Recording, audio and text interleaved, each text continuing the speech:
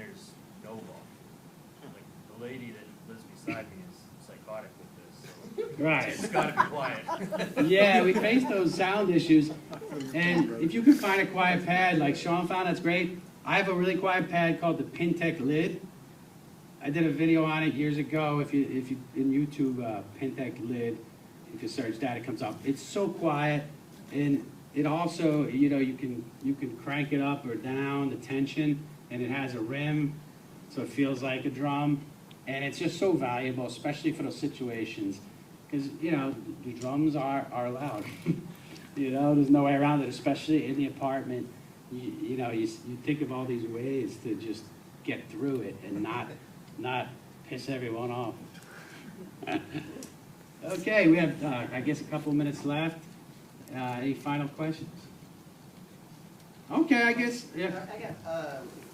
Where you're at in the packet, how long would you expect for a student to take to get to that point, like a normal turnaround? I mean, it sure depends on the student, but Yeah. Do you do like one beat a session, or it just depends on the student? Totally depends on the student. I've seen students go through the Drumopedia, like 7 chapters really quick, and I've seen some students kind of just get stuck somewhere in chapter 3 with the basic beats. So it really depends on the student and how much they're practicing, yeah. What about when you get a student and your instinct initially would be that there's no way, in other words, they just can't feel it, but I mean, how do you know, when they're kids, I mean, how do you deal with that? He asked, what if you have a student where you feel like he's not like progressing at all, right? Either that or they just can't, you get a sense that they just don't have a basic sense of rhythm. Yeah, You sometimes. might be wrong. I mean, I might be wrong. You know. Yeah, I've had situations where the student, I was really feeling challenged and they were feeling challenged.